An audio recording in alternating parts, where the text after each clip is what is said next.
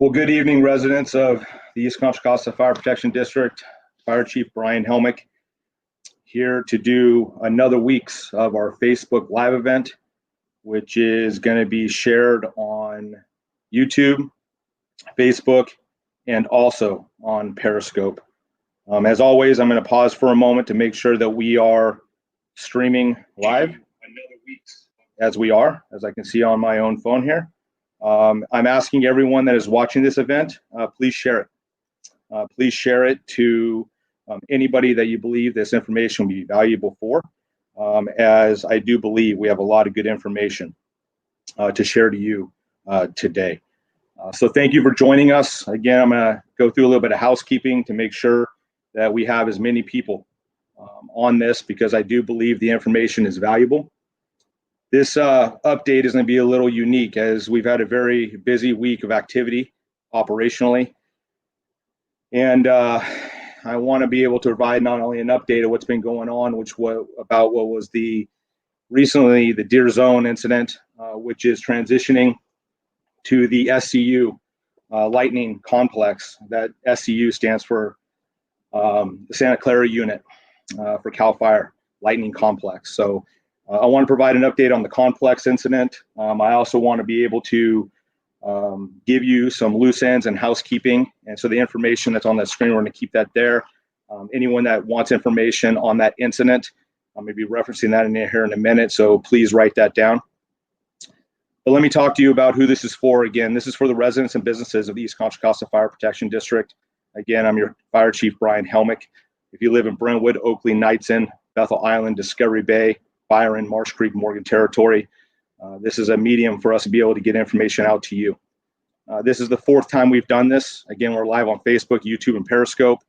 And the overall objective is to inform and to continue to educate our community on not only the district's activities, the challenges we have within the district, very specific topics. Tonight, we're going to be talking to you about the criteria that it's going to take to fix our problem. And I think even more importantly than that is that we provide a question and answer session for you to ask any questions that you may have. I also want to be clear that the information or questions you ask don't have to be related to the video that we have, although we're going to be focusing on a very specific topic tonight. But if you have any questions about the fire district unrelated to the topic that'll be in the video, about the ongoing operations that I don't cover, it would be very important for you to ask. We have 1 hour tonight to be able to not only go through the video, the organizational update, and a question and answer session. And also know that this is being recorded. This is not only live, but it's recorded. If you go on the district's website, on the very first link, it says it's fire season, and there's a splash page that we have there. We'll call it the splash page. You can go into. All the videos we do are archived, and they're there for your review. We ask that you share this information for anyone that finds it valuable. If there's any updates I'm giving, you can share them on your individual pages, as I'm going to give a lot of information outside of the video topic we have here tonight. Specifically to the Santa Clara Unit, the SCU Lightning Complex, which was previously the Deer Zone incident, and hopefully we can provide some good information to all of you. There's going to be additional future opportunities. We are doing I'll hit this at the end, and we're going to be doing a town hall meeting in Discovery Bay on Monday, a virtual town hall like this. It's a different format. The previous town halls that we've done in other communities in Brentwood, Oakley, and Bethel Island, those are also archived on our website. We will be working to go also to the Marsh Creek, Morgan Territory area on Thursday, September 10th. I'm really looking forward to that opportunity, as we have some housekeeping to do, which I'll be sharing a little bit of that here tonight. And I look forward to engaging with those members of the community. And then we'll be in Byron, Knightson, working them together on September the 14th. So I appreciate all of you being on here tonight. If you have any questions for us, because we are live streaming on Facebook, Periscope, and YouTube, please populate in your questions now. When you start populating your questions, it takes some time for it to get transferred to us. We will answer as many of those as we can. If for some reason we don't answer any of your questions tonight, for one of two reasons: we just run out of time, and/or I don't have the answer for you. I'd rather give you accurate information than just any information. Continue to ask those questions, or I'll take them offline with you, and I'll work to address them as we move forward. So again, thank you for joining. So a little bit of housekeeping here tonight. So all of you that are watching, I want to reach out specifically to the residents of Marsh Creek and Morgan Territory. I want to thank you for working with us. And I also want to thank very, very much CAL FIRE. I want to thank CAL FIRE, the SCU Lightning Complex, which was originally the Deer Zone incident. I'm happy to report a couple of things. Number one, CAL FIRE, we are in the process of transitioning the fire fully to CAL FIRE. They are doing a fantastic job. The incident is in the SRA, the state regulated area. It's in East Contra Costa Fire District. And the relationship we have with CAL FIRE, for those of you that don't know, is when we respond to incidents, it is our responsibility, because we're the local response agency, is that we hit it hard and we hit it fast with the resources that we have. And the objective is to hold it until the state resources arrive at scene. We do have the Sunshine Station out there on Marsh Creek Road. We do with the Amador agreement we have with them, to where they staff that station during the summer months, and we contract with them to keep it open during the winter months. And so we have a great working relationship with them. They're great cooperators with us. I also want to thank Contra Costa County Fire and other agencies. We've had agencies throughout the county, and now all the way throughout the state. We had up to 300 plus firefighters working the incident. We had aircraft, dozers, and many apparatus throughout the state working that incident, and they continue to.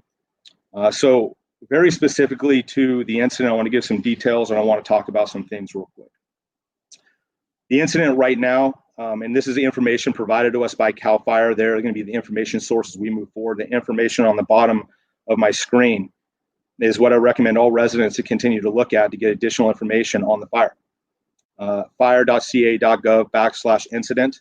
Again, it is the SCU Lightning Complex. That is the name of the fire now, and that is where you can get information on it.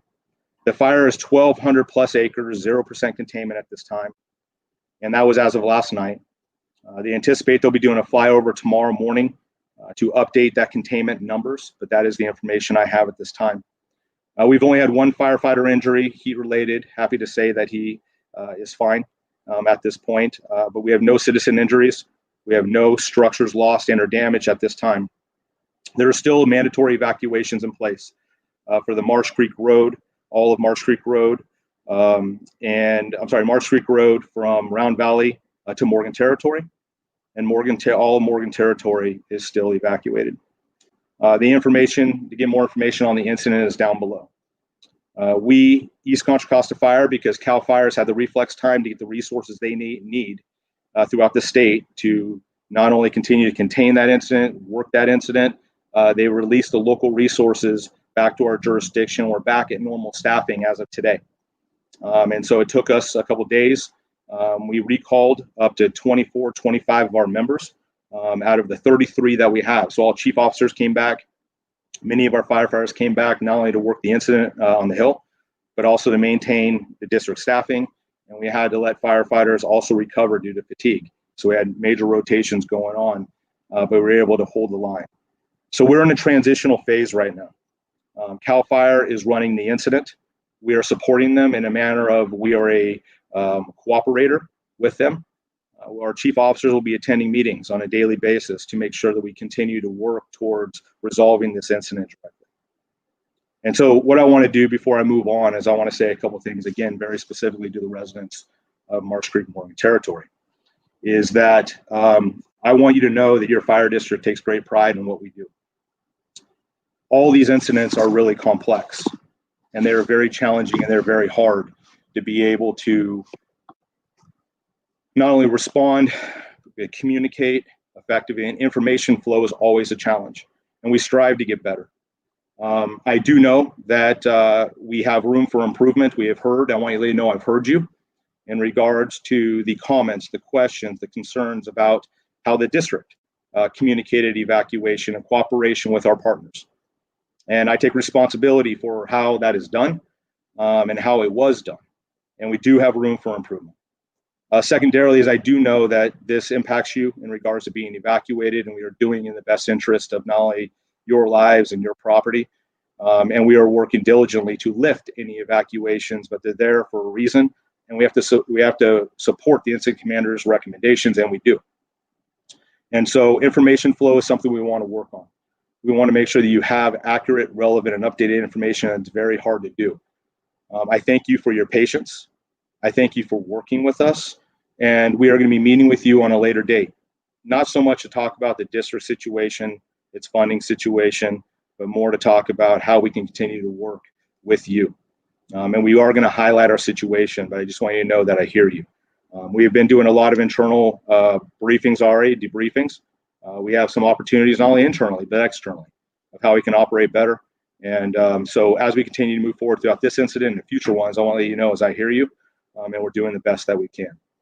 So as we move forward, we're going to continue to try to share the information we get from CAL FIRE to try to keep everybody into the know, but they're going to be the information source, and the information is on the bottom of your page. So if there's anything I may have missed, please forward the questions in. But again, for all of you within our jurisdiction that have been impacted by this incident, I thank you for the flexibility and the support.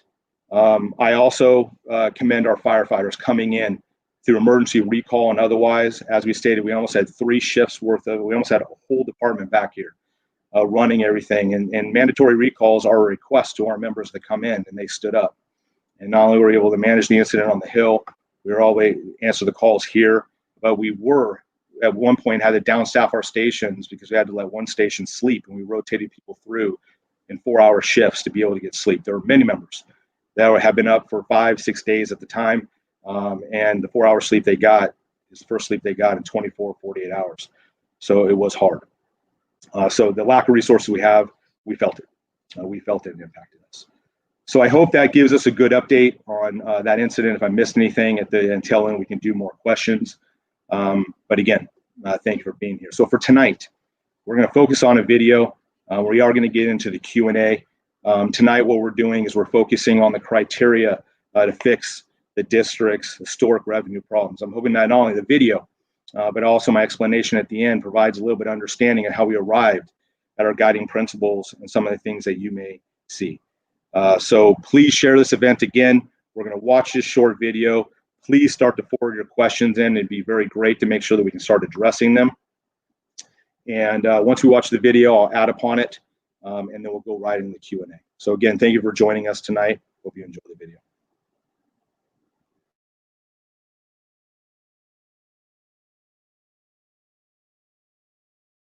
I've absolutely seen in my travels an awareness and an understanding of the district's current challenges. We have had a lot of interaction. We had a lot of really good feedback, constructive and otherwise. Chronologically, how we arrived here, what our challenges are, the citizens are becoming more aware, those that are exposed to the message, and they seem to agree and understand how we arrived at where we're at. Since 2017, when I came in as the fire chief, there have been a lot of concepts from either individuals, groups, organizations, or otherwise at the local and state level that have been brought to the fire district in concept to be able to address and or improve our service levels. The 3 areas that we need to make sure on any initiative that we can build upon to be able to improve and increase service levels in the district.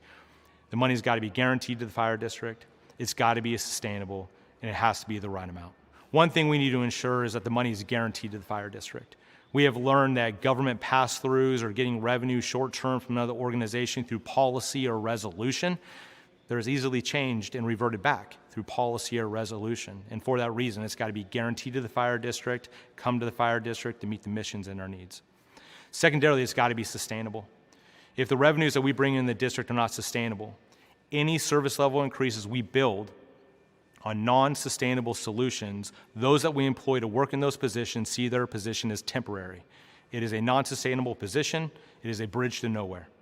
So we need to make sure that it is sustainable so we can continue those service levels going into the future and we can retain the personnel we hire to work in those positions. And lastly, the third thing is we need to make sure it's the right amount. If it's not guaranteed, and if it's not sustainable, and if it's not the right amount, to be able to invest into our strategic initiatives within the organization sustainably long-term, we cannot increase service levels to a certain degree unless we get the revenues at the right amount to be able to do so.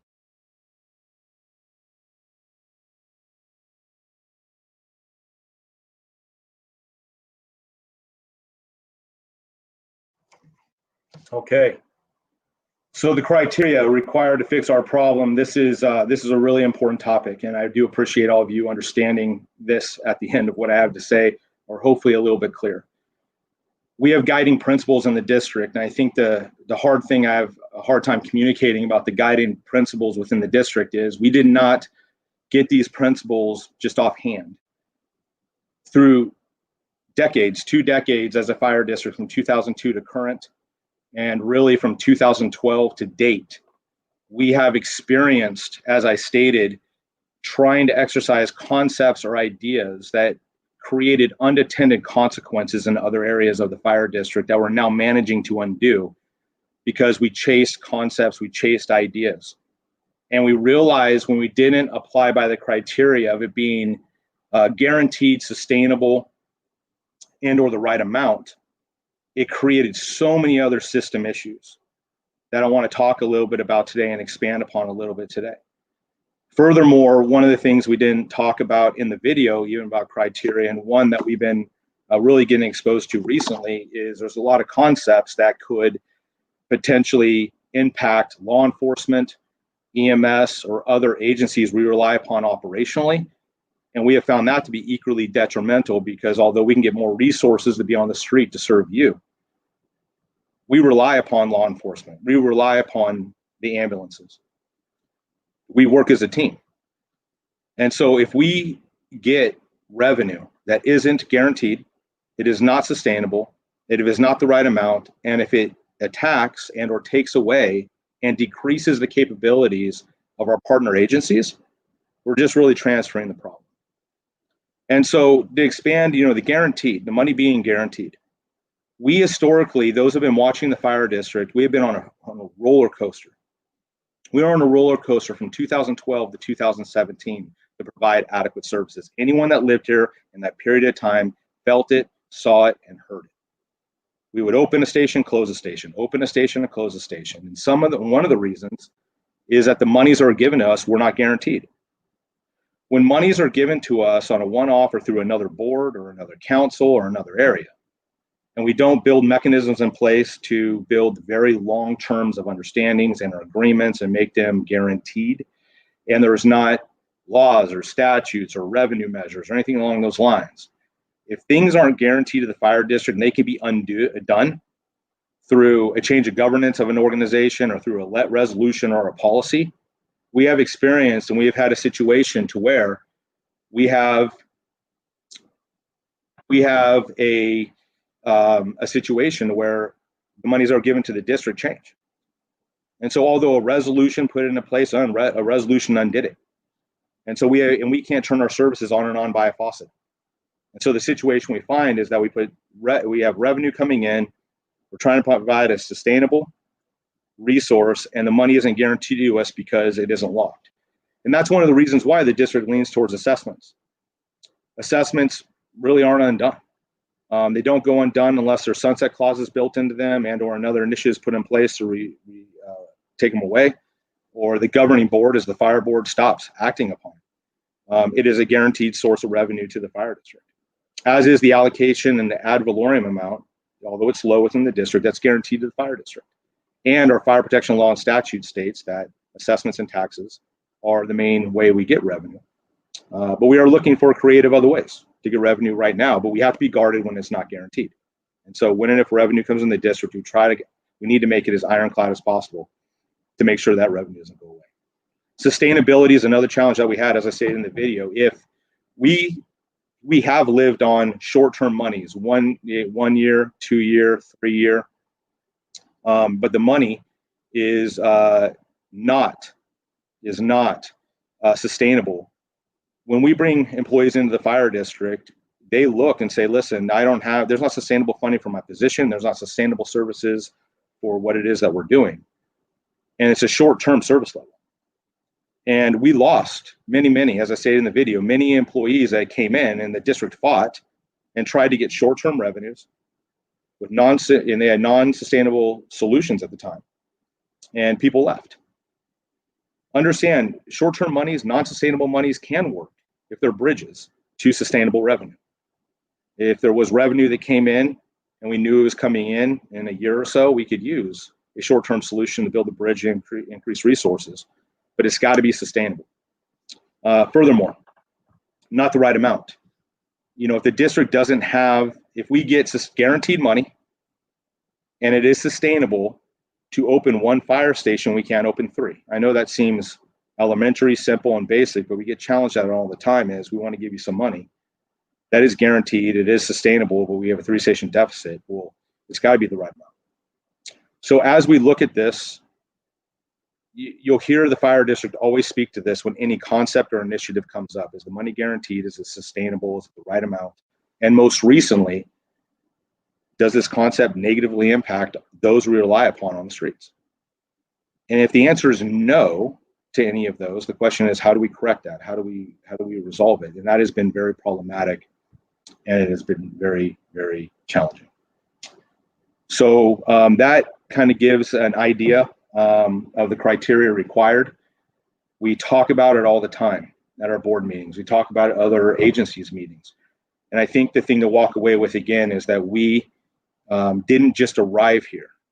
Your fire district is undoing the negative consequences, unintended negative consequences for taking ideas or utilizing what people called solutions that were not guaranteed, they were not sustainable, they didn't provide the right amount, and it caused a whole slew of other issues that we have. So today, we as a fire district are sustainable at a 3-station model. We're sustainable administratively for 10 years. Operationally, we are not. We have a 3-station deficit. We have 9 firefighters on a day. We should have no less than 18. We know through growth we'll need another 9 stations. And for a total, another 3 stations for a total of 9. And we have mechanisms in place. We're in the implementation phase to address our growth, to be able to not only build stations, but sustainably staff those stations. But the growth solution legally cannot address the existing service level challenges. So as we continue to explore, understand that the board is going to continue to look for guaranteed, sustainable, guaranteed amounts that don't impact our other service provider solutions. And we're kicking over every rock, trying to do that. So that's the criteria.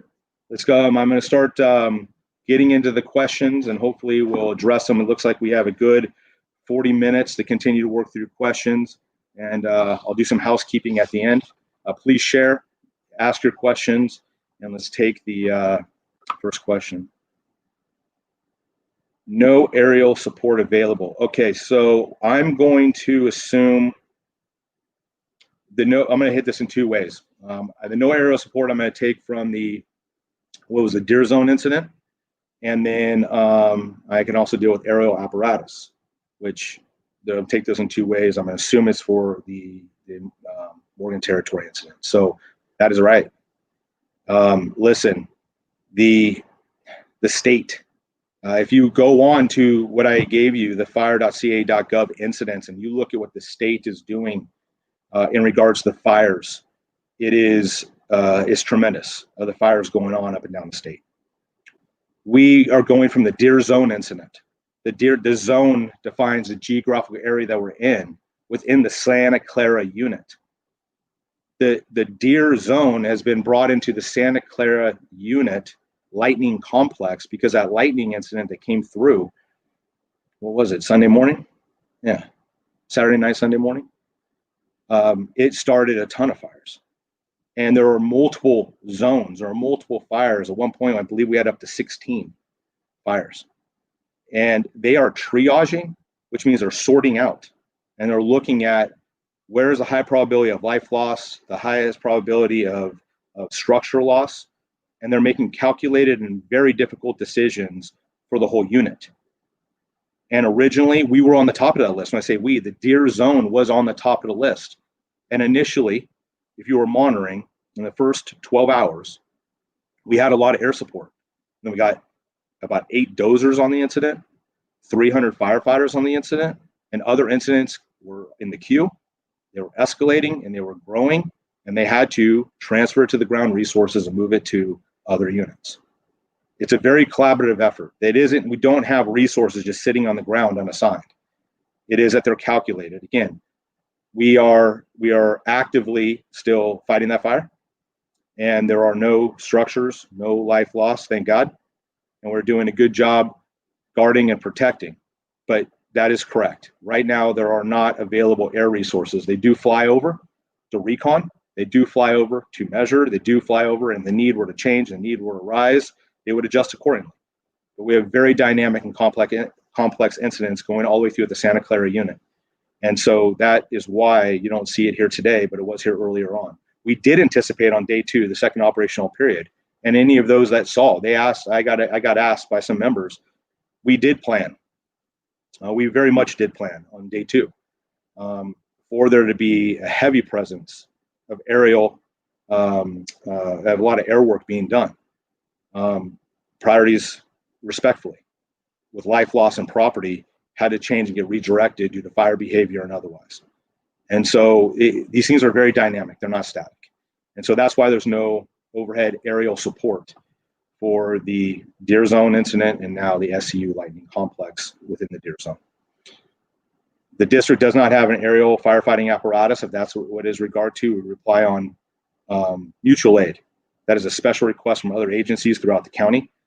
The 4th station that comes into the mix that can hold, can staff an aerial apparatus. We are short 3 stations. Again, we have 3, we're short 3. The first one, we're intending to have a truck, which we don't have. And that puts us at a huge operational disadvantage to be able to fight fires above 2 stories. And we have many of them within our jurisdiction. And so we currently do not have what we call trucks.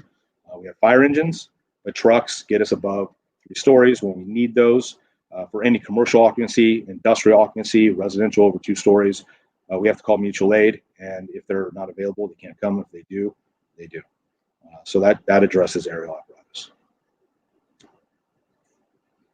Can people of the Clayton Palms community of Marsh Creek return to their homes, or is the evacuation in effect and everyone should stay out of the complex? Yes, it is still in effect and everyone should stay out of the complex. Please continue to look at the fire.ca.gov incidents and also that phone number I gave you. Can we put that back up again, please? The phone number, the 699-247-7431. That is specific to the SCU Lightning Complex. It is a recorded line with active information specific to the fires within the SCU Lightning Complex. If you call that, they will provide updates on mandatory evacuations, lifting evacuations, and permanent information. It is run by CAL FIRE. We continue to work with them on information flow and challenges as we're trying to do here tonight. But this is the deal. The mandatories are still in effect. And this is another thing too, is I understand, I sincerely do, I understand mandatory evacuations, how it can disrupt and it can change things. And it makes it very difficult for people because you're mandatory evacuating from your home. We have this at times, there are people that do not listen to the mandatory evacuations for many of reasons. And what I try to communicate is, listen, we are doing everything we can to keep the fire out of the areas of which are evacuated. We have them there because the fire behavior we're dealing with is very erratic and it burns very quickly. When and if, we're doing everything we can to keep it out of the evacuated areas, but the evacuated areas are in potential threat. When and if the weather advances, it gets across our containment lines, whatever may occur, we're doing everything we can to keep them out of our containment lines. When we go and we respond into those incidents, and the situation is now, our first priority is always going to be, it's always going to be life safety first, property second, environment third. With that being said, when we go in and you find that people are still there and they're evacuating, we focus on the life, we focus on the evacuation, and we don't have the time to focus on the property. It's an added layer of complexity as the people are our priority. And so if it's done in advance, if it is done and we get there and we're unrestricted, it helps us do what we need to do. So furthermore, it really congests the roads and it causes additional challenges.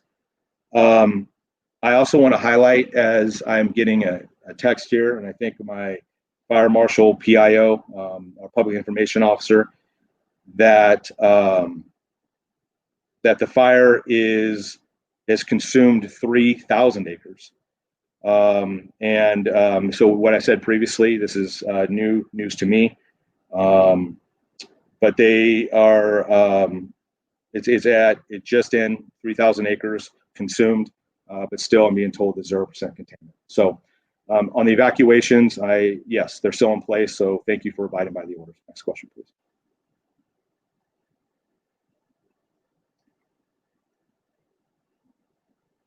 Great question, and we're getting a lot of this. So what donations does the firehouse request, if any? And actually, here's the thing. We as the fire district love the community support. Our members are getting run hard. They're doing a lot of things. We feel you and we see you and we hear you, and we cannot thank you for the amount of people that have been reaching out to us and providing donations. What I will tell you is right now what I need, if anyone's watching and listening about donations, is that our supplies and operationally we're tired.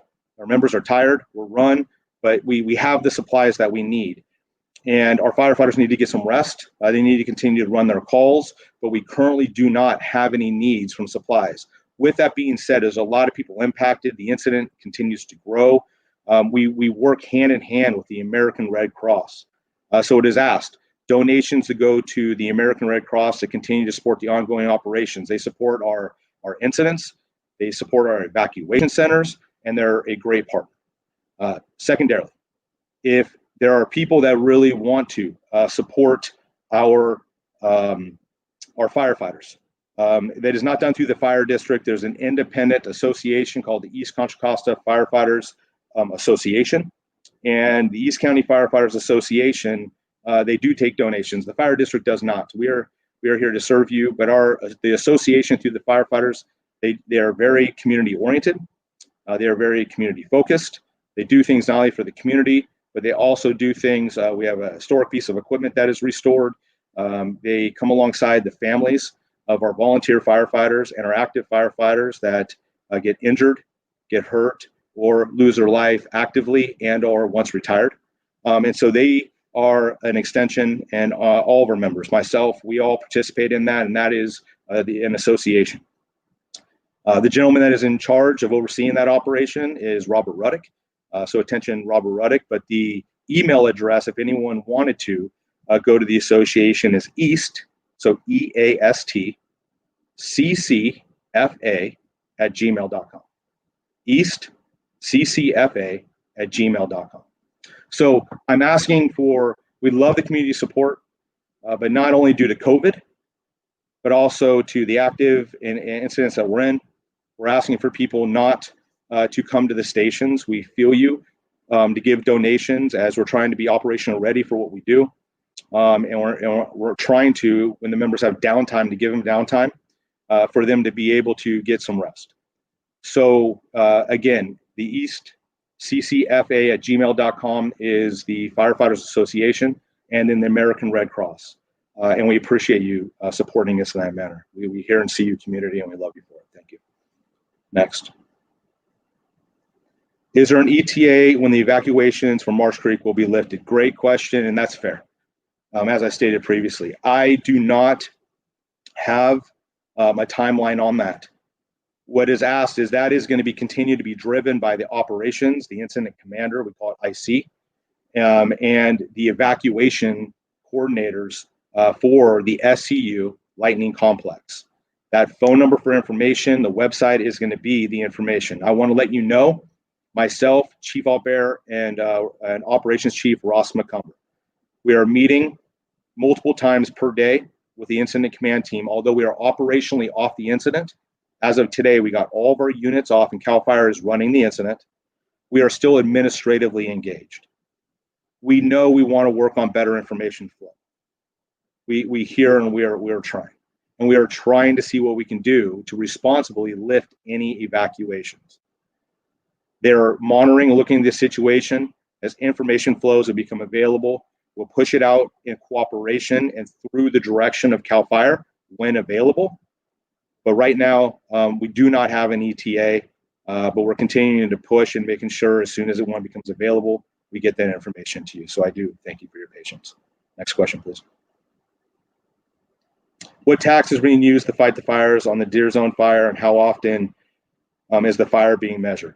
I don't want to get in strategy and tactics to respect everyone's time here, but we use direct fire attack and indirect fire attack. Sometimes we will not only use water, but sometimes we use fire and we use retardant to be able to address the fire. All of those methods are being used directly on this incident. And so, listen, the men and the women of CAL FIRE that are now on this incident, and previously the members of our organization with many throughout the county, we used not only indirect, but also direct. We used water, we used air attack, we're using dozers. We're doing everything that we can in every method possible, being not only contain, but also extinguish the fire we have. Put that question back up, please. I don't want to miss any component. And how often is it being measured? So when we have, this is another thing that goes back to that previous question about air support. It is very difficult for us to get accurate measurements without air support. And so the measurements are being done on as frequently and as often as they can. The fact that I just got that update that it's consumed 3,000 acres, and I think an update on containment, is because they probably reconned and flew the fire. So that is one of the challenging things, again, is because we're trying to coordinate and cooperate with multiple agencies. I know there were instances in this incident early on where information flow, there were discrepancies on acreage, evacuation points. I saw it. We worked to correct it as rapidly when we did, and we have already connected and communicated among not only county OES, the fire district, CAL FIRE. We've identified it, and we're trying to be uniform as we move forward. And we strive for that not to happen, but sometimes things occur. So how often?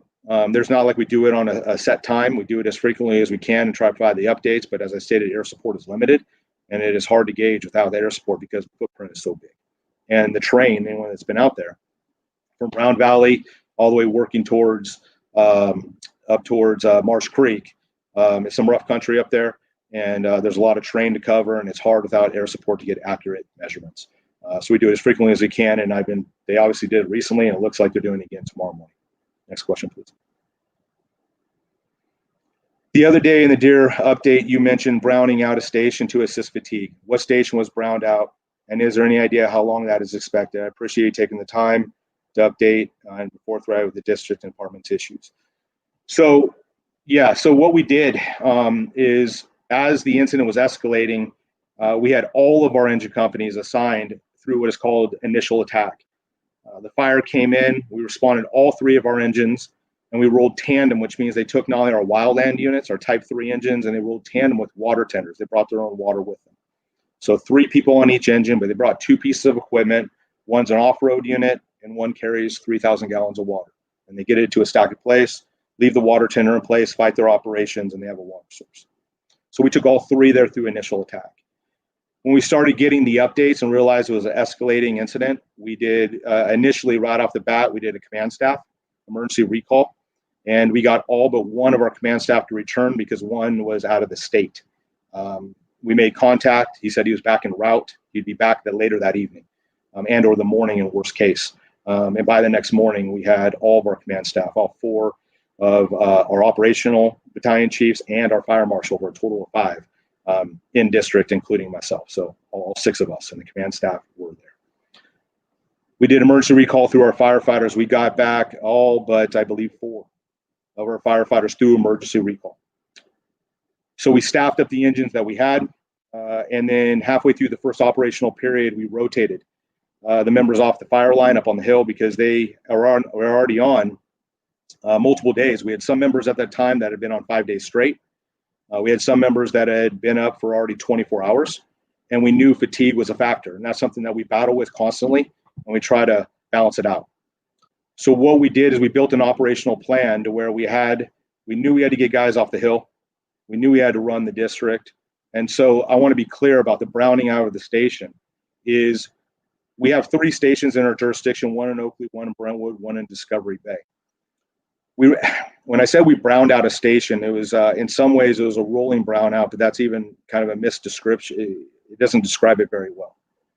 What we did was we called dispatch, and the 2 busiest engine companies we have are the Oakley and Brentwood unit. And when those units are already committed to other incidents, we will move up the engine from Discovery Bay, because 75% of all of our calls, 80% of our calls happen within those areas. And we know the probability 8 out of 10 times is going to come in those areas. So when those units in Oakley Brentwood go on call, we do an internal move up of the Discovery Bay engine. If the engines are available in those zones, we move them back. So what we did was we knew that members had to sleep. And so when needed, we took a unit out of service. So when 59 had to sleep, we did 4-hour rotations. We let 59 in Discovery Bay get 4 hours of sleep, and they were out of service in Discovery Bay. 4 hours later, we would roll it to Station 53 and say, all right, guys, gals, you got your 4 hours bunked down. We're going to guard you. We're going to block you. We got to sleep. We're on a marathon here. And we need to make sure that we got to give you at least 4 hours sleep in this operational period. And we moved up 59 to cover 53. And we let them sleep. And then it was 52's turn. And we moved 59 over to 52. And then we did that rotation. And we brought people around. And we rotated the apparatus people were on, who got to be able to sleep and what they needed to do. So it was very dynamic. It didn't affect, and again, we are a system. So a brownout in any one area affects the whole system. We have a multi-engine response, we all go. And so it was a very dynamic, a very fluid situation. We were moving people from the hill down below, but the goal was to be able to provide the best that we can. But at the worst situation, where we normally have 3 units in our jurisdiction, we were down to 2. Because we had to let members sleep. But the fact that we were able to hold that line, and within about 12 hours, we were able to get all 3 units staffed in district. We still had the units up on the hill, and we had another third that were resting to rotate. And we were able today to get to a point to where we mitigated the fatigue, and we're running at full service, and all recall personnel as of today have been released. And so it's, right now, we're kind of licking our wounds. We're trying to get things done, but that's a good thank you to not only CAL FIRE, CON FIRE, and all of our other supporters.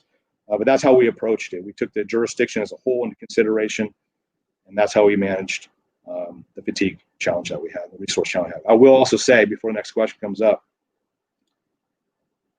having 6 stations and having that bench hugely impacts that ability of not having to brown out, because not only do we have more people in reserve and off duty, we have more stations available within the system.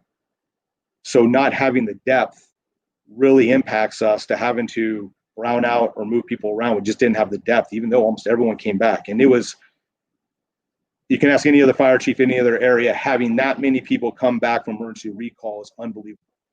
It is believable. Our guys do it on a regular basis, but the fact that the level of commitment of them coming back for multiple days, and when they've been on for multiple days, again, it's something that I don't take for granted. Our members stood up strong this last couple of weeks, and they're fatigued, but we collectively got through it. And we had some internal challenges, and we've already been debriefing on them and things that we can do better, no differently than externally. So as I said to the Marsh Creek residents, we have room for improvement, but internally to the members that are watching from our agency, I hear you too. And this was a very dynamic incident. We have room for improvement there too. So you're heard and seen, and we're already working on it. Next question, please. Every single one of the firefighters.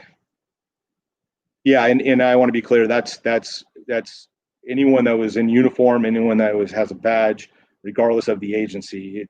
The cooperation from, again, CAL FIRE, unbelievable. Contra Costa County Fire, San Ramon Valley, Moraga, Orinda. There were units all the way strung throughout this county, adjoining agencies from the adjoining counties, and up and down the state. I cannot overextend the help of Battalion 1616. You know who you are, and all of CAL FIRE's leadership for coming alongside of us and doing what we do. But yeah, so I have a tremendous amount of gratitude for them, and we appreciate the gratitude you have for us. But I want to understand that we are part of a bigger system. And I think that's one of the issues that we have, is we think this problem is unique to us, but we constantly strain the system of mutual aid. And many a times we don't have the depth to go support them back, because we don't have the apparatus or the resources to go return the favor. So we just don't have the depth. So yeah, so again, thank you for the thank you, but that goes well beyond us. Much appreciated. Can you please provide an overview of area growth? Well, we have lost crews and stations. Where are the property taxes and developer fees collected? Why are they not sufficient? That is a good question. Leave that up. I don't want to miss any questions. So the growth in our area has been tremendous, 1,000+% growth over the past couple of decades. I moved to this area working as a volunteer in the late 90s, and what has happened from the 90s to date is spectacular. Anyone in the community has done that. So the area has grown 10s, 20s, 50,000.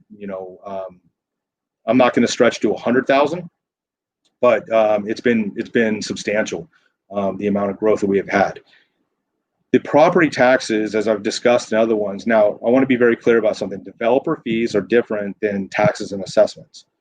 Developer fees are a one-time fee that developers pay, and they're very restricted on how they can be used, and they can only be used to build stations and buy apparatus that are to address the impacts from growth. Impact fees cannot be used for ongoing operations. They can only be used to build stations and buy apparatus to mitigate the impacts of future growth. So impact fees are collected incrementally. That's part of our growth challenge. Okay, our growth challenge is that impact fees and assessments, additional assessments, were not added incrementally over time to increase the revenue. And the restricted revenue through impact fees that build stations and buy apparatus historically. We are in the implementation phase right now in 2020, and it should have been done in the 90s, the 70s, the 80s. We're doing it now. There's a lot more revenue that comes into the district that came in the 70s. But as I previously stated before, is our revenue, 96% of our revenue comes in through taxes and assessments. All of us get taxed 1% if you own a home. That 1% is divided up like a pie to go to different agencies providing services. Fire districts throughout the state, there's many like us, I believe, that have the same challenges that we do to some degree. I'm searching for them. But we get 7% of that 1%. That's on average what East Contra Costa Fire gets overall, 7% of the 1%. To adequately fund this district, we need no less than 14, so we have half of the revenue that we have. So even though the revenue has increased to our district, we've gone from being a volunteer organization. So that means that people only responded to calls, they came in their vehicles, they went to the station, they got in the apparatus, and they drove, to a 24/7, 365 operation to run 3 stations sustainably. So the revenues that we have can sustainably staff 3 stations 24/7, 365, but we have half of the revenue that we need. And the reason we have half of the revenue that we need is because since the 70s, we were funded to be able to fund a volunteer fire organization. It's Proposition 13, it locked in the revenue and the rates for the services provided at that time. As growth continued, the fire district and the land use agencies, we should have applied for every new development after Proposition 13 went in place, an impact fee on development to build future stations to mitigate each of those homes that came in, and also place a new assessment on all new properties that would incrementally bring revenue into a district to be sustainable and guaranteed to the fire district, bringing ongoing revenue to the fire district to be able to pay the firefighters to work in those stations, the impact fees built. And from the 70s until date, the impact fees have been inadequate, and we do not have, throughout the whole jurisdiction, we have little pockets. We have 3 CFDs, about 1,500 homes of the 44,000 in our jurisdiction. We had CFDs on all 44,000, we wouldn't be discussing, we have no deficits today. We've gone out multiple times trying to get that assessment placed on, and it's been rejected for reasons, which is another time, another discussion unless it comes up. But the point being is, we are now addressing growth, and we're placing in impact fees, the appropriate amount of impact fees and CFDs on all future growth, and not only build 3 fire stations, but pay for the ongoing operations for the added cost beyond the volunteer model. But today we have an existing 3-station deficit, and that 3-station deficit cannot be used or be funded through impact fees and CFDs to address growth. it has to be through some alternative, guaranteed, sustainable, right amount solution or an assessment of which the citizens agree to place on their property. And because we don't have the revenue, and if the citizens get to choose to invest or not invest, and that's where we are today. So we're running the district the best revenue that we have. It's half of what we need. We've addressed what brought us here. We're addressing what brought us here, which is critically important. The not having the appropriate assessments to address development is what's brought us where we are today. And we're correcting it. We've stopped the bleeding. But how do we address our existing service level deficit is the challenge. If we were able to apply the same methodology with the existing residents, the residents have to approve that. That's at their discretion. And that's where the challenge, that's where it goes. I think everyone agrees on our problem statement, but the solution statement is a challenge. Great question. I hope that answers the question. Next question, please.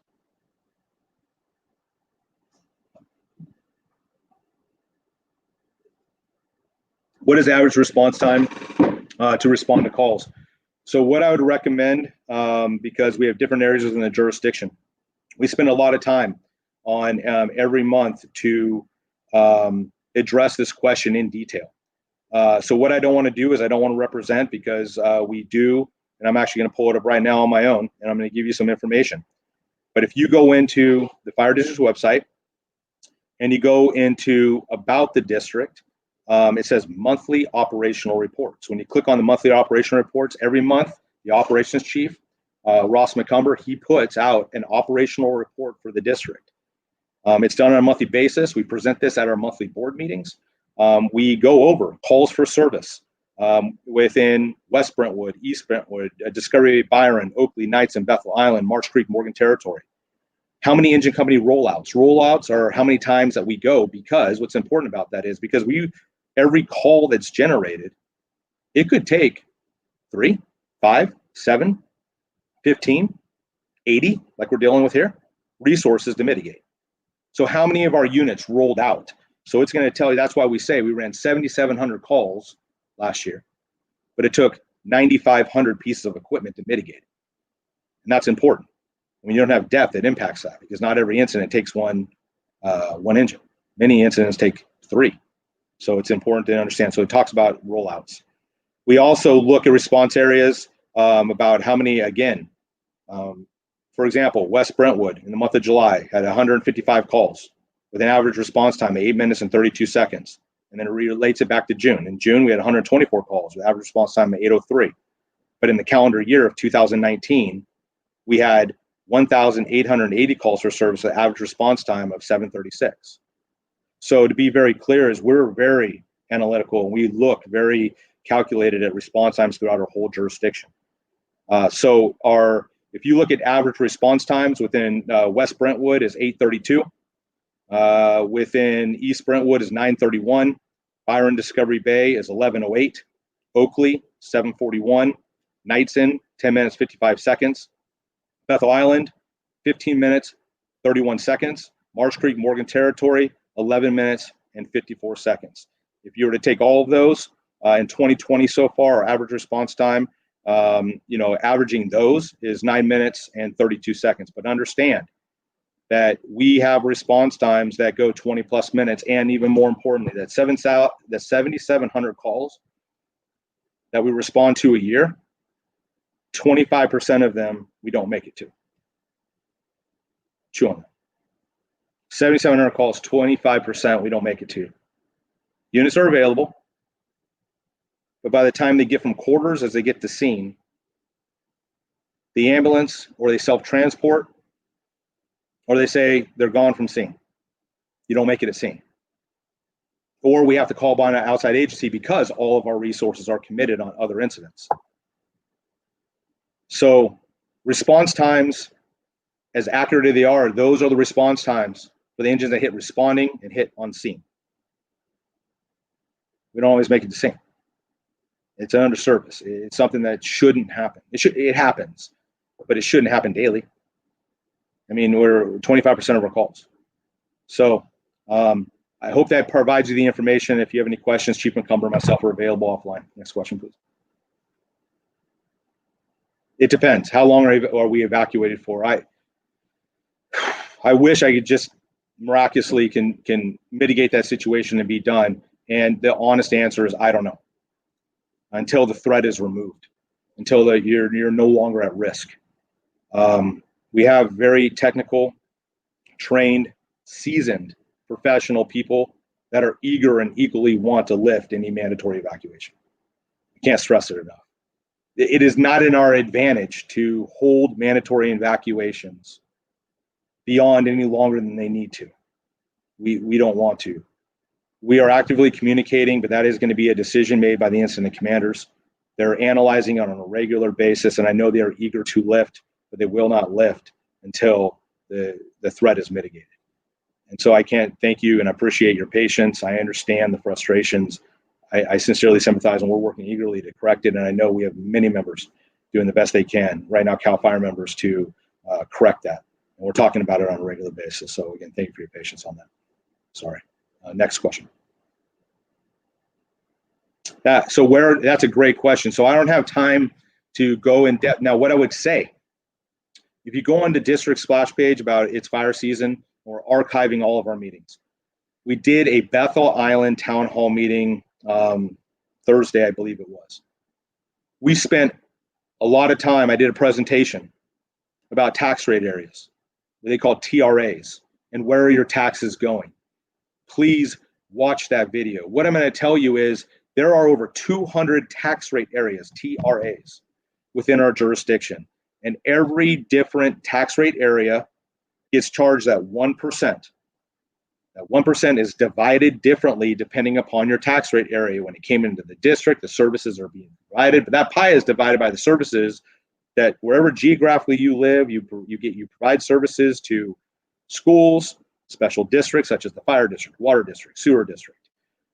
You may get county services, vector services, whatever it may be. Schools, like I said. So when you look at your tax bill, you have a tax rate area on it. The presentation shows where the tax rate area is. You can go into the Contra Costa County taxpayers website. You can you look at your tax bill, and it will tell you how it's broken down and where all your taxes are going to. The fire district receives a swing everywhere from 4.6% of that 1% up to 18.5% of that 1%. On average of our jurisdiction, we get 7% on average. Unfortunately, the areas of which have higher TRAs, tax rate areas, the population, we have 128,000 people, which I believe will go up when the 2020 census is done. And the areas that have higher TRAs have very, very low density. And I'm going to be very clear about this. Understand, there's no one citizen more important than another. There's no one community more important than another, but we run a very dynamic system. And so because they're smaller population, they're equally important. But the point I'm trying to make on revenue is on average, we get 7%. So if you want to know your taxes are going, please watch that video, fast forward, look at the presentation I'm doing. It'll be tax rate areas. If you want further clarity, I will sit down with you and walk you through individually or collectively through that. So I hope that answers your question. I know I can't get into detail exactly, but I'll tell you, if it's not going to us, your 1% taxes are going to another service provider within your jurisdiction. And as I've told you before, the rate of which we are getting was set in the 70s. And the rate is low, but it's not wrong. It funded adequately the services we provided in the 70s. The critical flaw that was in place is as growth continued, we didn't add additional revenue streams on those properties to come to the fire district to increase services slowly over time. And now we have this huge gap. And that's what we're trying to correct. So we have tried, and if you go, we have district legal analysis that we call white papers on the district's website. And if you were to go on the district's website and go down the homepage, it says strategic planning. There are multiple white papers. Legal analysis, same thing. Legal analysis white papers, they mean the same thing. And it talks about reallocation of Proposition 13, taking money from one organization to another, and it explains legally, politically, and why it is, and it has been proven to us almost a non-discussion starter, impossible, difficult, to say the least. It is not a viable solution. We do not have any support to undo or change at the state and or local level. taking revenues from one agency to another. They're saying you need to come with new revenue. We're trying creative ways of doing that. And so start there, understand where your revenue is going. It is complex. It took me a long time. It took me, came in 17, it took me a year. It took me a year to kind of get it. And I'm still learning, right? All right. We hit our 1 hour mark. We're going to continue going. Where do you typically get funding? What can cities charge Mello-Roos on new development and allocate funds to you? Great question. So for us, we get funding through property taxes. You'll go in and look at your tax rate area, and you'll see you give a certain percentage of your 1% to the fire district. We are an independent special district, which means we have a governed board elect of 5. We serve the cities of Brentwood, Oakley, the unincorporated areas of Knights and Bethel Island, Byron, Marsh Creek, Morgan Territory. They're considered land use agencies. They don't provide fire and rescue services. We do. We do. We're independent of them. We're not attached to them, that we serve them, and we provide those services to them.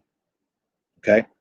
And so we get a certain percentage of everyone's property taxes. And again, it is not adequate because it was set at a rate that was adequate at the time it was set, but is intended for agencies over time to put in the mitigation measures called assessments on new development to take care of the gap that we have, and that wasn't done.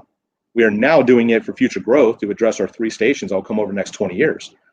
But we have an existing service level deficit change to be able to place an assessment on new property. So that is where it comes from.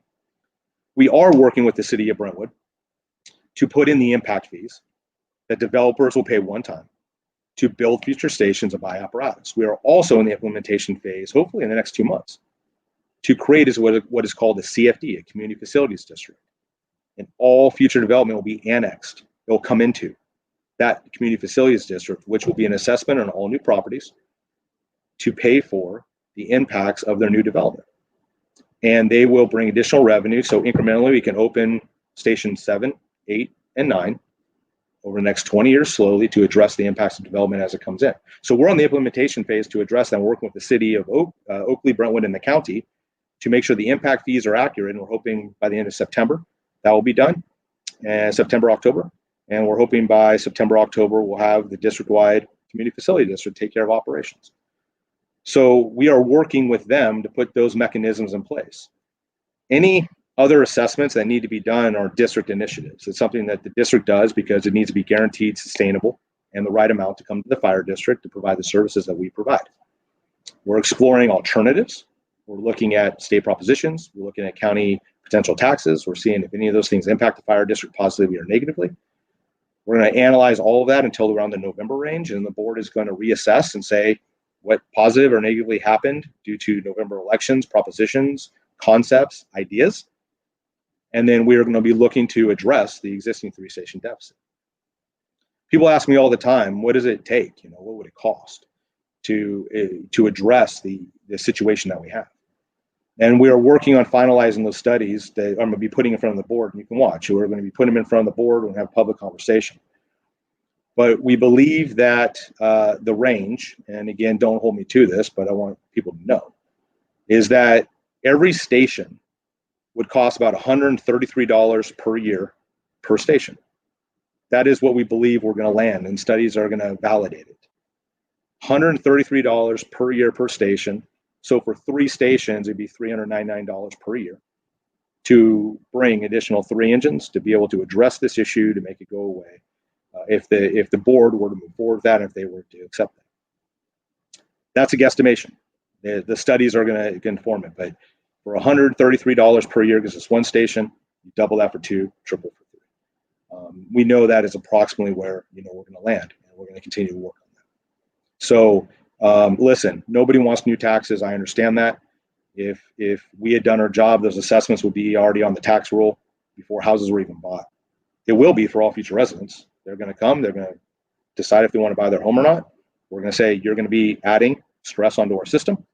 And for that reason, if you want to buy the home, because your home is going to impact us, your family is going to impact the system, you have to invest in the fire district. And every home over the next 20 years is going to invest into that. But how do we address with the existing residents? That's what we're trying to work out. And that's why it's important for you to engage. Next question, please. Why is Davy Tree PG&E contract allowed to be working on Mountain House while having fire issues? For the past few days, I've been hearing chainsaws being used during the heat of the day. So that's a good question. I do know that PG&E contracts with multiple service providers to be able to protect the infrastructure that they have and to take care of wind events, to be able to provide safety in what they do. And so if they're working within the fire line, they have been approved to do so by the incident commander and or operations group.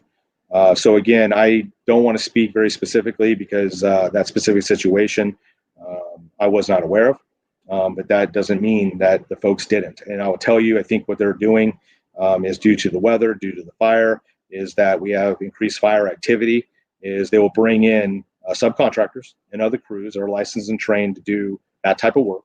And they go in, and what they do is they provide and make sure that the utilities are safe in sometimes fire environments. So I'm going to make the assumption that was in coordination with the incident commander. They have ways to mitigate if any small little incidents were to occur, and they work hand in hand with our resources when and if they're on the fire line. So if they're on that point, I don't want to make any assumptions, but I'd be more than happy for myself, our fire marshal, our operations chief, if you would like. You can email me, which I'll give you my information here in a little bit to get more information. I'll look into that for you. But I believe that's the answer to the question. Next one, please. Summer Lakes off East Cypress. We had to evacuate twice in the last 8 months due to fire. I respect the terrifying position, one way in, one way out. But the most terrifying is that we've never been notified to evacuate. We are both registered to Nixle, yet none available. Is there anything that you can do or anything that you can rectify the situation? So I don't know why you weren't contacted through the county warning system and you weren't notified. What I would ask, if you reach out to us, we will guide you and we will work with you to identify that. I'll just give my information on now.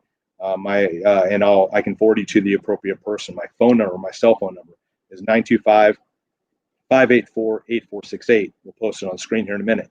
And my email address is bhelmick@eccfpd.org. I will forward you to the respective person to be able to help work with you on that. I'm as concerned as you are. In regards to the evacuation points, what I want to let you know is that is a high priority for us right now. Not only the Morgan Territory, Marsh Creek corridor, but also the Bethel Island area. We are working with not only the county, but the city of Oakley to mitigate and rectify that situation. We're also working on alternative means of egress within that community. But we're also going to be working on in the future, once COVID lifts, to be able to provide training opportunities to exercise the plan that we're putting in place. So we have a tentative plan that is not formal. It is not communicating for a secondary means. We're working on formalizing that. The city is of Oakley through legal agreements and understandings. But we understand and we hear you. And so on that specific point, I don't want to take too much time, except that it's on our radar. Contact me. I'll put you in contact with the appropriate person. But we are actively communicating, and we are working in the Summer Lakes area. It wasn't posted on the events. The two things, Summer Lakes and Bethel Island, there were some challenges to get on the Facebook Live in Bethel Island. We're going to be redoing a Q&A, not redoing the whole presentation. They can watch a previous video, but doing a Q&A to make sure we address questions of those that had accessibility issues. And also within the Summer Lakes community, we're working on setting up a community event to be able to provide you an update. You're one of the communities that have already a community facility district on that we're very aware of. If we move forward with an assessment, you're not going to be double taxed. We have mechanisms to make sure that if we apply an assessment overall, that we take into consideration and we credit you so you don't get double impacted. And we also understand the evacuation challenges, and we want to communicate that to you. And so your community needs to be heard, and we want to communicate with you. So Bethel Island, we hear the challenges. We're working on a play, and Summer Lakes, we're coming soon. So either call me in the interim, and we'll get in touch with you, or we can address a little bit more with the whole community. I appreciate the question.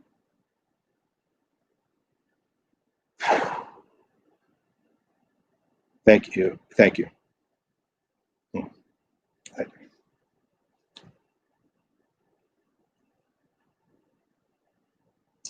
A new fire station in Summer Lakes, it's empty. New homes are being built all over. Why? 2 fires in Summer Lakes, less than a year, with no fix of the situation. If we have an emergency, new fire hydrants are supposed to be installed on East Cypress. What's going on? Okay, there's a lot there. Keep up this question, please. Listen, the fire district. So yes, we have a new fire station, and that was very intentionally built because we know if we get revenue, we need additional stations, and so it is sitting there in preparation. And I get criticized, why you build a station that you can't staff? Well, because I'd rather not get revenue and not have a place to staff them. We knew that we're shuttering and surplusing the station on Bethel Island. We wanted to demonstrate that we had a new station in lieu of. And so the reason we built it is preparing for growth. We're missing the revenue. Once you get the revenue, that's exactly where it's going to go. The new homes are being built. We have no ability to be able to restrict growth. We do not. The fire district, since 2017 to date, we do not support growth without the appropriate mitigation measures on it. And people of the community, it's important for you to know this. There's a lot of properties that are called entitled, which means they've already legally gone through the process and the approval processes. And ones that have already gone through the system legally, we cannot restrict them from moving forward and place additional conditions on them. Those are unentitled at this point for the next 20 years. We are placing the appropriate impact fees and CFDs, community facility districts, on them. We are. And so the development that you're seeing coming in had been approved a long time ago. But I want to let you know that your Fire Marshal Steve Albera, myself, and the cities are working with developers to voluntarily that already have entitled properties to be able to allow for us to place CFDs and impact fees. And we've been somewhat successful in Oakley, and we're not successful in other areas, and we're hitting additional growth. So we are now responsibly taking care of growth, but we cannot legally stop growth because of the issue that we have. It's called the moratorium on construction, and it's detrimental to communities. You can't pull a permit to do any home maintenance. You can't pull permits. And so we are trying to be very responsible with the growth that's within the system. We're placing new mitigation measures on all new development. But that's, again, why the station's there and they're being built. We have multiple fires in the Summer Lakes area. The road situation, where we are, as I previously stated, and we can expand upon it more in regards to emergency egress. We have a lot of new hydrants within the Cypress corridor that we didn't before. And East Cypress, we do have a lot of new hydrants, and I don't know how far out you're looking, but we have not only out East Cypress, also extending down towards Bethel Island on Delta Coves. So our water situation is improving in that area. And so what I would like to do is to be able to, I would like to be able to offer you the opportunity to maybe have a conversation with our fire marshal that focuses on community risk reduction and the things that we're doing to be able to make sure that you have an understanding, and not only for emergency evacuations, fire hydrants, and development. He manages all new development. And so we're working through all that together. So I also want to step back, and I don't want to come off as your questions aren't valid or merit, because the situations that you're addressing, they're historic. They're historic. And many of the criticisms I receive are things that I take full responsibility for. I didn't create, right? But I own it in its entirety. I do. I own all of this in its entirety. And so the situations that you're living, I'm living operationally, trying to serve and correct. I adopt it in many ways. But your frustration has merit. It does. Because it seems slow. It seems like it's not going on. We didn't arrive here overnight. I can't correct it overnight. We can't correct it overnight. But it's in the queue. And we're actively talking about these things. And so please stay engaged, communicate with us so I can give you to the people to let you know where we are in those conversations. And they aren't just easy. If they were easy, they would have been done a long time ago. But we're working on every one of those things you stated, and I want you to have clarity on. Next question, please. What do you say to the growing number of residents that think by continuing to push out ballot initiatives, you're just bailing out our elected officials in Brentwood, Oakley, and the county from having to make tough decisions of which they are elected to do, but not updating impact fees on an ongoing basis since the 80s and leaving the district hanging out to dry? Leave that up. Gotta get my head out of the thing. So there's a lot to this question, and what I'm going to say is this. I think that the challenge that I have with this question is that the understanding is, look, the impact fees being inadequate, it is a challenge, and we are updating it, and that impacts our infrastructure, and we're in the process of updating it as we speak. The ballot initiatives, be very clearly, because there's a couple things about the ballot initiatives, is folks have been critical because we lack transparency, we lacked a plan if we got additional revenue. We were historically being criticized for using scare tactics, not living within our means, and doing a lot of areas. Historically, there were a lot of reasons why people said we don't want to vote on it, and also we were coming up with Band-Aid solutions, not permanent fixes, and we didn't have support from the community on initiatives. So the reason we pushed them out is because the revenue was needed. One, we're not putting them out to bail out anybody. We've been putting them out because the resources are needed. The challenge that we have also is that the newer concept that has come up of recent is no new taxes, no new revenue. It's not new revenue. There's already enough revenue in the system. Go get it from somewhere else, go get it from another entity and take it to fund the fire district. And we are actively working and communicating with communities to identifying voluntarily what of their revenues want to go to the fire district. Is it a viable option? I've facetiously said in the past is I'm not a magician. I can't make money disappear out of nowhere, and I'm not a thief. I can't take it from other organizations and just put it into my ongoing revenue. I can't do it. So the thing is this: by taking revenue from another agency is going to create deficits and cuts in other agencies. The other agencies have to entertain and explore if it is financially feasible and if they can do it. I will tell you that if it is done to the degree that we need, we're going to be having forums and discussions about service level deficits in another area. Every community is going to have to choose on how they want to do that. We're actively in conversations with other people. The fire district is short on revenue because we did not place the assessments respectfully on every property that has come in from the 70s, my home included. I'm a Brentwood resident. All of this would impact me. Many of your firefighters within the system live within our communities. We were volunteers. I was a volunteer. Many of our members were volunteers. We promoted throughout the ranks. We choose to stay here. It impacts all of us. So the challenge that we have right now is this solution statement. And we are trying, if you watch our board meetings, we're trying to do our due diligence to make sure that we're exploring alternative options outside of an assessment. We aren't just jumping to an assessment. So again, the thing I just want to reiterate is that we do not have the ability just to get revenue from other entities. And taking revenue from other entities, depending upon the entity, depending upon the amount, it could be detrimental in other areas, and that's a calculated decision for every community to make. And we're having those conversations. That's one. And number two, again, is that when and if that revenue comes in, we need to make sure it's guaranteed. It's not short term, it's sustainable, and it's the right amount to make sure that we can continue to get revenue. All of that creates its own complexities. So, that really is the answer. It's not about our bailing anybody out. It's trying to get a guaranteed, sustainable, right amount solution. Through law and statute, we are told assessments and taxes are what we need to do. We're doing that for future growth. We applied the same methodology to our existing residents. We wouldn't be having a service level today.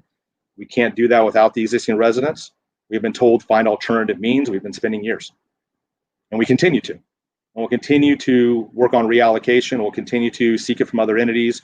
We'll seek it from watch for other initiatives and other propositions. It has produced nothing. But we continue to demonstrate, and people that are actively engaged can see it. And so that's why we entertain and we look at it. It's not a matter of bailing anybody out. It's about exploring all options and meeting that criteria. So I'd be welcome to take that conversation offline too. Next question, please. The state of California has increased fires over the last 5 years. Each agency has to rely on its own resources at times when there are multiple incidents in other areas. We have to wait our turn and wait for resources to become available to assist. The fact that ECC FPD does not have enough resources to manage its day-to-day responses with only 9 firefighters on duty covering 200 square miles, it doesn't take much to overtax the system. When you add multiple incidents that require a And I don't know where I kind of have an idea where that's going. I'll put that back up real quick because I was reading more than I was processing. So yeah, what I'm going to say to this is that, listen, we continue, our incidents continue to grow. We continue to rely upon outside agencies. We know that firefighters, we have 9 firefighters on a day, 249 square miles. As I stated to you today, is that we continue to rely more and more on outside resources, and we're having multiple incidents where units are not available. Drop it, please. 25% of the calls where we are not making it. You can drop down the question. Listen, the problem statement and the resource issues is very real. I think that we agree and that we know that the solution challenge is the situation. You know, I've gone back and I want to repeat this again because I want people to hear this because it's important. Is my job as your fire chief is to run the district with the revenues that I have. When I ever identify a deficit and an underservice to our citizens, it is my job to alert the board and provide recommended solutions and say that this is what should be adequate level of fire protection. This is the revenue that it takes to make that happen. And we come through alternative means, and or they choose potentially to put an assessment in front of the people to increase revenue to the fire district. If they choose to do that, they put that option in front of the people, and the people get to choose, do they want to invest in the service level increase or do they not? If the initiative passes, it's my job as directed by the board to take those revenues and increase the services as defined by the service level benefit revenue. If it doesn't pass, it is my job to continue to run the organization with the revenues that I have. I do not have the authority. I do not have the power to ask for anything. It is my job as the CEO and the general manager and the fire chief of your fire district to run it. Our members do not have the tools and resources at hand to answer the call 25% of the time. I will continue to run this organization with the revenues that I have. Where I'm challenged is, if this is who we're always going to be, is the organization I want to lead, right? And our members to make the same thing. We all want to work here. We all want to be here. But if we don't have the revenues, we don't have the resources, it's hard. We want to fix it. We want to be a first-class fire department to answer your calls. And so I am here to educate and inform and continue to provide the information, understand we're doing our due diligence and everything we can. And we need help. We need everyone to do their part. It's not to bail anybody out. It's not to do anything. This is educate and inform. The fire board will reconsider if we move forward and do something. We're demonstrating that we're exploring everything, but we need everyone to get engaged and know. 60%. At one point, it was closer to 80% of all citizens within our jurisdiction didn't know who East Contra Costa Fire is. They did not know they had a service level challenge. Many people thought we were Contra Costa County Fire, Brentwood Fire, Oakley Fire, Knightson Fire, Byron Fire, Bethel Island Fire. We are East Contra Costa Fire. Elected board of 5 with the revenues where we come from. All right, that's where we are. This is who we are. We are living within our means, and this is what we can do. People need to know who we are, our service level challenges, what we're doing to correct them, and we're living within our means. And without additional revenue, we will continue to. That's all I can do as the general manager of your fire district. And so I'm trying to adequately, educate and inform. So that point going is that we don't have enough resources. We're trying to find the solution and do it. You have another question? Yes. So do the homes in Emerson Ranch pay higher taxes to fund CFPD? These homes almost pay double the property tax than others in Oakley. Yeah. If not, how will the new tax initiative affect homeowners? So again, how will? Well, if the board decides to move through, you and Emerson Ranch, I believe the Gilbert properties, right? Delta Coves, Summer Lakes, Emerson Ranch, you three.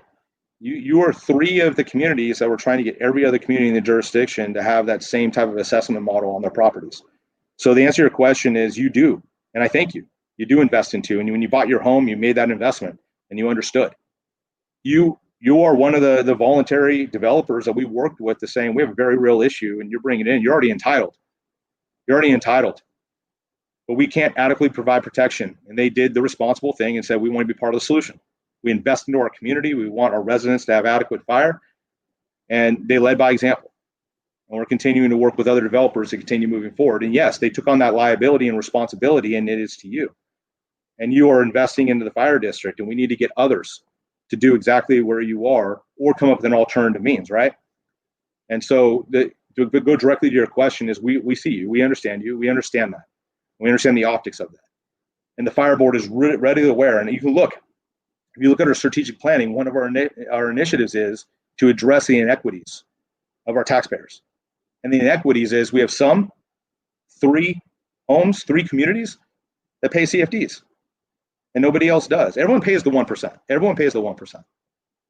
But for fire, three different small communities at the tune of maybe, I believe we're at about 1,500 homes of the 44,600 and change. 1,500 of the 44,000 have these assessments on their properties, and all future will. So, no, I have your interest at hand. I want you to know that. The board understands and sees you. We know that you're there. Contact me, talk to me, monitor the situation, hold us accountable to it. When and if they decide to move forward, we will have a resolution at hand for you to receive a credit of the lesser of the two to make sure that we provide adequate fire protection. Very good question. Fair question. Next one, please. As residents and business owners, how can we best support ECCFPD and need to educate our community for the need to have an additional tax assessment? You know, I will say this, not even so much about a tax assessment, it's about educate and inform. I'm going to say a majority, hopefully we're dwindling that. A majority of the citizens in our jurisdiction, again, don't know who we are, don't know they have service level challenges, don't know what their fire department's trying to do to correct them, and this information.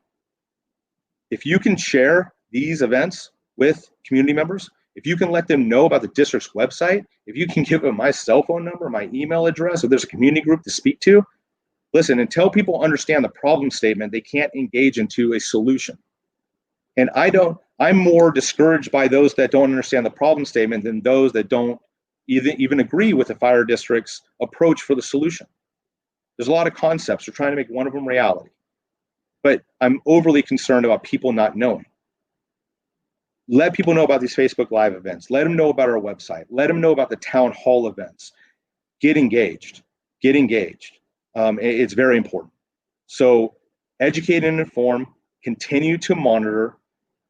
People don't want to go to board meetings. I get it. I go to a lot of them too, right? I understand that, but they're a necessity. They're a necessity. And being actively engaged and understand what's going on there is in your best interest to stay on top of things, but that's hard. So lean on me, lean on the members, become a community influencer. There's a lot of things that you can do to get engaged. If you, the email, my phone number, like I stated, if there's information, if you want to participate, we have a We Are Listening tab on our website. We Are Listening. You can put your information in. If you want to be a community influencer to be able to get this information out, to be able to inform people about what's going on, get into the know what's going on with the fire district, go to coordinator meetings to figure out how we can inform. If you go to We Are Listening at eccfpd.org, it's on our website. You can go there. Secondarily, if you want to get our board agendas, press releases, you can sign up for our website on our homepage. Our website is a wealth of knowledge. So it's getting educated, it's getting informed, it's being aware of upcoming information, monitoring the board meetings. By monitoring the board meetings, that's where they make the decisions if they're going to move forward with an assessment or not. The alternative solutions we're looking at in lieu of an assessment, the different propositions at the state, taxes, other taxes that may or may not impact us. We try to report out all this stuff. So being actively engaged is the best thing you can do. That's a great question. Next one, please. God bless you guys for the job and the obstacles that you overcome despite the challenges. To my fellow citizens, responsible tax base, small price to pay for the service we receive. Greatly appreciate it. Thank you. Wonder if I have more residents downloaded the Pulse Point app. You know what? I always forget that. Amanda, Doug, thank you. Pulse Point app, they might have a better idea of how stretched we are. Look, if you go in, and President Oftedal probably wants to hit me over the head every time I get done with these things, I always forget the Pulse Point app. Go to the App Store, Pulse Point. If you want to monitor and you want to see what your resources are doing within East Contra Costa, you can get alerted. Secondarily, if you know CPR, it will alert you. If you say you're trained and you're willing to, it will notify you of cardiac events. And where local access community level AEDs, automatic external defibrillators are, and it can alert you. You can look and see how busy East Contra Costa Fire is. You can monitor the dispatch. Some of our technical channels you will not be able to hear, but you will be able to see the frequency that we go out to. We have 3 fire engines, 52, 53, and 59, and Battalion 5, BC 5. you will see how much we're running. So if you want to get a gauge of what we're doing daily operationally, that's there for you. You can follow our Facebook page, a wealth of information on there too.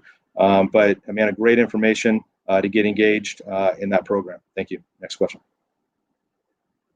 So we need more funding for present and future station as our community grows. This scenario seems to then be never ending if more housing development in the general plan. Is that correct? No.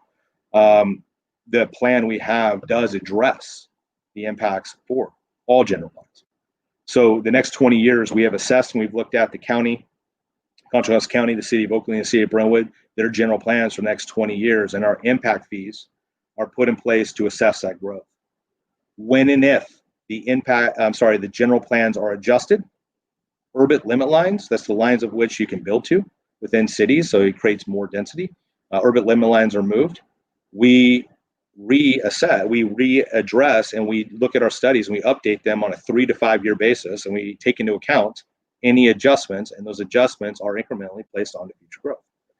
So the growth, if it were to be, although growth isn't ever ending, in some cases maybe it is, but the point that I want you to know is that we are doing our due diligence now to ensure that our fees are assessed on a regular basis to mitigate the impacts of future growth with escalators, make sure that we can adjust things over time. So we are actively engaged in monitoring growth, and we adjust every 3 to 5 years to make sure that a growth mitigates itself. The ongoing operations, we know what it is that we need in regards to address that issue. And if we were to get an assessment in place and or get revenue through alternative means, we would be able to be sustainable. The objective of the fire district, unless the board chooses otherwise, is to fix our problem. The fire board also can come in incrementally do a step-up method where they can ask for one station now, another station in 2 years, and 1 2 years thereafter. The assessment will escalate over a 5-year period, and then it would cap with a small escalator to make sure that we can take care of cost, and it works out. All of the studies, when they're done and available, they're available to the public. If they decide to move forward to that, it would go through an assessment. You can analyze it, you can look at it, you can understand the true impacts of it. But it is a transparent process in regards to what they would be if the board moves forward with it. But a growth situation, no, we're rectifying that in the right way.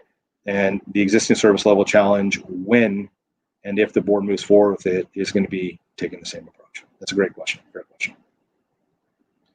If Morgan Territory mandatory evaluations, why are we letting non-residents drive in and out?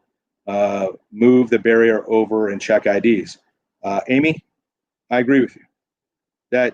And so what I'll do is take a note of that because you must have done that recently. I know that my fire marshal, Steve Albert, is monitoring the situation. We will reach out to CHP and or SO, and we'll inquire as to why. Again, on mandatory evacuations, it is intended for there to be security to make sure that only those are allowed to, if at all, go into those areas. So I can't answer to if that is occurring. You're stating it is. I trust that, but we'll check in as to why. It shouldn't be working that way. Thank you for bringing that to my attention. Post Point is an amazing tool. Living on the highway, I'm amazed by the activity in Discovery Bay, the number of rigs, accidents. Yeah, it's enlightening. I agree. Sometimes leaving one day to another, back to back. Thank you for highlighting that. I do recommend Post Point. Next, please. None? Oh. Is there a ballot measure in November to provide more funds for the fire department that I can vote yes on? Karen, no. Right now there isn't. And let me explain why. The district is exploring all alternative means. We are exploring and looking to see what we can do with other land use agencies. We are actively monitoring any state initiatives that may impact positively or negatively the district. There's different propositions that may impact us. We're monitoring those. We're looking at the county initiatives that are going forward that may or may not impact the fire district, and all of those will be satisfied in the first week of November. When we see the outcomes in the first week of November, we need to take those positives and our negative hits on the fire district and account for them accordingly. In addition, I need to provide the board with a 1-station, a 2-station, a 3-station, or 3-station deficit, right? And a 3-station tiered up plan. That if for some reason we do find alternative means and we have a delta or a gap still. So we were able to find revenue to address a 1-station deficit Fantastic. That was guaranteed, sustainable, and guaranteed, right? Guaranteed, sustainable, in the right amount for one station. Now we have a 2-station deficit. We don't need to ask for 3 stations. If we do it for 2, well, great. We only have a 1-station deficit. If we find alternative solutions that are guaranteed, sustainable, and the right amount for 3 stations, there is no ask. And so we are doing our homework and demonstrating through our behavior and trying to do everything we can within our ability to demonstrate that we are exhausting those means. I'm also doing a 1-station, 2-station, 3-station, like I said, and the tiered up is 1 station now, 2 years later, another station, and 2 years later, another station, 3 stations, 5-year window.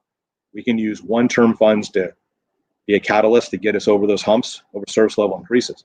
I got to get all of those studies done and the amounts done and explain the methodology and get those prepared for the board to analyze to fill any gap that we need. And then they have to take in consideration, do they want to make that ask or not?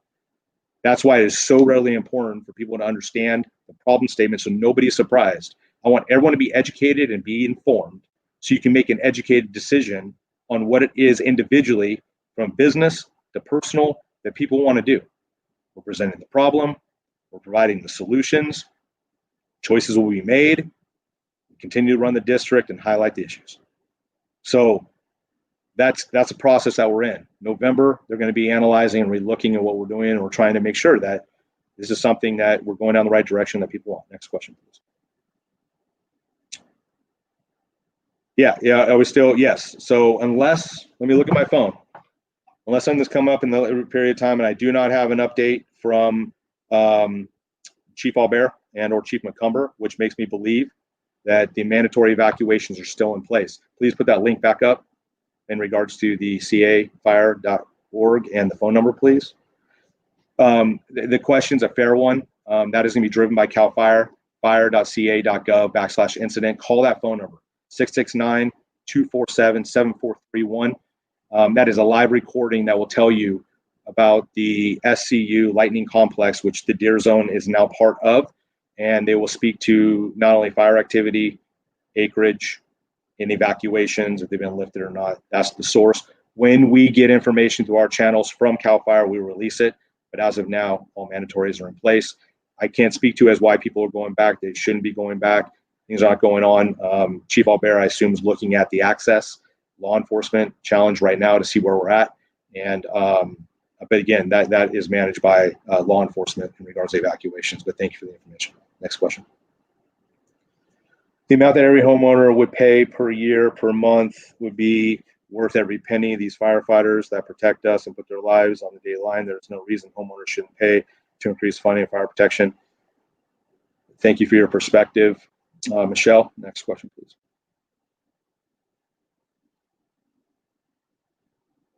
It's something we should, it's not a small price to pay. It's something we should have to pay extra for a period.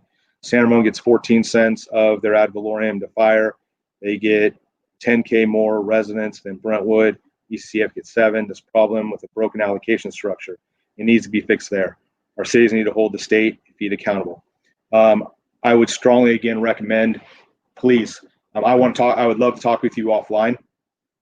Please go to the district's legal analysis on that process. I want you to know that I spent the first year here mining that out. If you go up to the Capitol, the state is not going to change the state proposition for the interest and the benefit solely of East Contra Costa Fire. I'm also working on a coalition up and down the state. I've been working 2 years on it. Not much to show for it. I'm disappointed in that. If I can find maybe 20, 25, 30 different agencies throughout the state that we can do a state initiative to correct it for, the state may entertain doing something because it's a state issue. It's been made very clear to me the lack of good governance, the lack of the district's due diligence, which I'm responsible for, and the lack that we did not manage growth effectively at the local level is why we're here. That's not a state issue. It's a very local issue. The assessments that are not on the property should have been placed there when they came in. The fire district missed the boat. We have the deficit. So we have tried to work with the state. Furthermore, we have the California Districts Association, CSDA, Fire Department Associations of California. We're members of that. They represent us in many matters.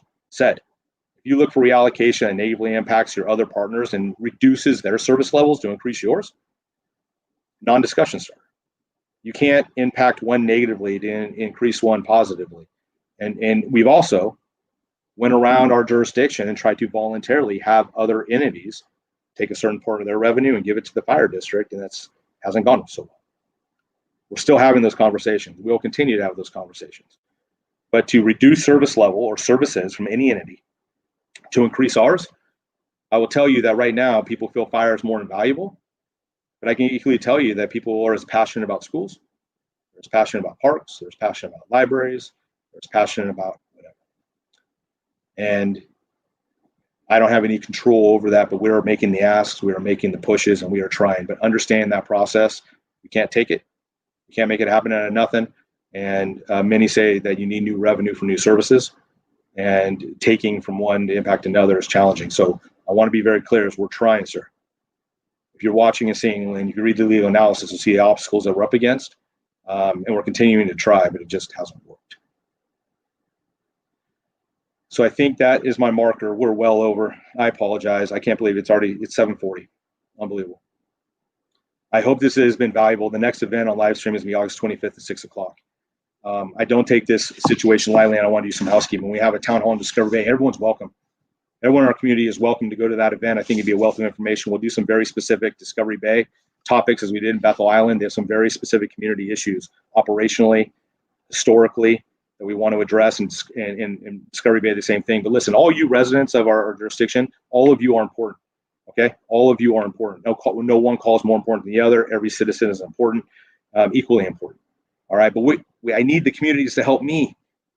They look at us through their lenses as their community, and no other communities matter. All you matter. We're serving you all. It's important. I also want to state this real quick on some housekeeping. Is that, and again, I'm sorry we ran over, continue to share this. If you didn't get to ask any questions tonight, you can contact me offline. Can we put do we put my information? Thank you. Put my information up there. Continue to reach out to me as I'll continue to work with you. Bring your questions back to another meeting. If I missed your question or whatever, continue asking it. I want to get it right. Not that I want to get it right. I want to give you the actual relevant information, okay? That is, we are recording this, so you can go back and watch this, and you can share it.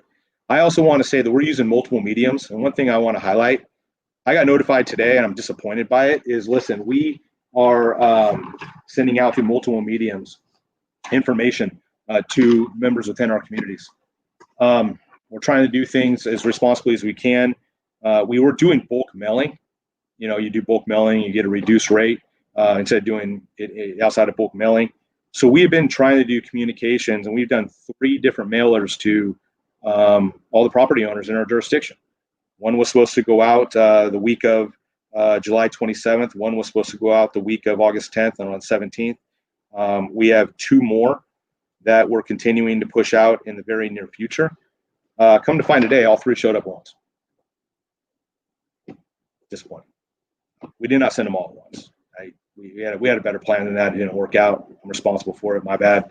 The messaging is relevant. Timing didn't work. I couldn't believe that I'm being told people are getting 3 different messages on one day. So I don't want you to think that your fire district, that wasn't our intent. Due to COVID, bulk mailing, learned today, has been kind of held up, and things are flowing out in a rate of which that we did not anticipate. So listen, the message is important, the message is relevant, but we didn't intend for it to come out like that. You should see 2 more, hopefully spread out. But I'm sorry, 3 more, 2 to 3 more. So please watch the next live stream event and share this. I do want to thank everyone for being here. If I'm a little scattered, I apologize, but I hope that this was informational for you. So this is going to conclude tonight's meeting, and we look forward to the opportunity to continue to educate and inform you. Those that are investing the time here, I don't take it for granted. Please share it. I'm open to any feedback or constructive criticism to serve you better. So until the next event, I want to thank you for your continued support, and please be safe.